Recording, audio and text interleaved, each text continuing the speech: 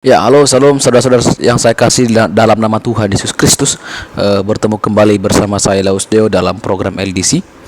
Kali ini saya ingin berkomentar tentang sebuah peristiwa beberapa waktu yang lalu, yaitu ibadah kebaktian kebangunan rohani di Kota Kupang yang diselenggarakan oleh tim pelayanan dari Pastor Philip Mantova. Dan berselang beberapa waktu atau sebelumnya, ya dari situ juga sedang viral khotbah dari Bapak Pendeta Mel Atok tentang berbahasa roh, yang mana lewat khotbah itu ada seorang ibu yang men-state video itu dan berkomentar bahwa Pendeta Mel Atok menghujat Roh Kudus atau menghina adalah dosa yang tidak diampuni, karena Bapak Pendeta Mel Atok memberikan penjelasan tentang bahasa roh. Nah, yang ingin saya komentari adalah sebuah pernyataan yang dilontarkan oleh seorang ibu tersebut, yang katanya ibu ini divonis oleh dokter mengidap penyakit kanker serviks dan kini dia telah sembuh karena didoakan oleh seorang pendeta atau hamba Tuhan yang berbahasa roh. Nah, ini merupakan sebuah kesalahan yang terjadi akibat tidak adanya kemauan untuk memahami kuasa Tuhan, sehingga iblis memakai hidupmu hari demi hari dan tidak punya pengetahuan yang benar tentang kuasa ilahi.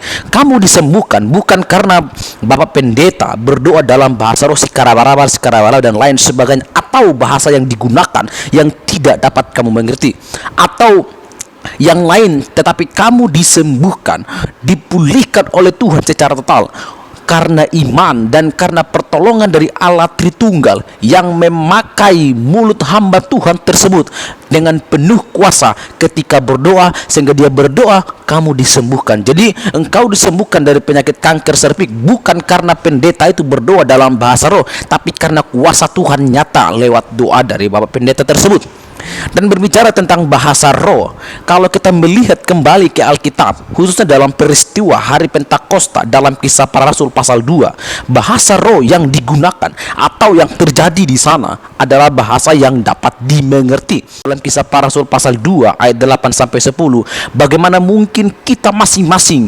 mendengar mereka berkata-kata dalam bahasa kita sendiri, yaitu bahasa yang kita pakai di negeri asal kita. Kita orang Partia, Media, Elam, penduduk Mesopotamia, Yudea dan Kapadokia, Pontus dan Silas, Frigia dan Pamfilia, Mesir dan daerah Libya yang berdekatan dengan Kirene, pendatang-pendatang dari Roma. Dan itu adalah peristiwa yang terjadi pada hari Pentakosta, di mana mereka berbicara dalam bahasa lain dan itu dapat dimengerti. Dan harus kamu tahu bahwa bahasa roh yang digunakan itu bukan untuk anggar jago, bukan untuk menyembuhkan, tapi bahasa roh yang digunakan pada waktu itu adalah the worship of the God. Bahasa yang digunakan adalah memuliakan Allah.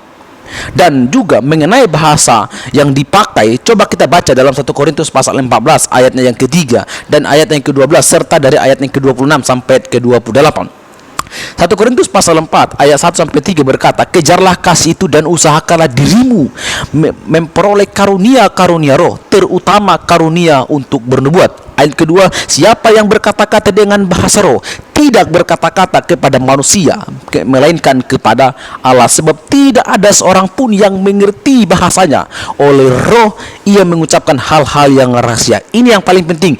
Tetapi siapa yang bernubuat, ia berkata-kata kepada manusia, ia membangun, menasihati dan menghibur. Lalu di ayat yang ke-22 berkata, karena itu karunia bahasa roh adalah tanda bukan untuk orang yang beriman, tetapi untuk orang yang tidak beriman. Ingat, karunia bahasa roh adalah sebuah tanda bukan untuk orang yang beriman, tapi orang yang tidak beriman. Pertanyaan saya sebelum saya lanjutkan, apakah pendeta atau hamba Tuhan yang berbahasa roh itu adalah mereka yang tidak beriman atau beriman? Sedangkan karunia untuk bernubuat adalah tanda bukan untuk orang yang tidak beriman, tetapi untuk orang yang beriman. Ayatnya yang ke-22. Sampai di sini video saya. Biarlah video ini menjadi sumber edukasi bagi saudara-saudara yang sedang belajar mencari kebenaran. Terima kasih. Shalom, Tuhan Yesus memberkati.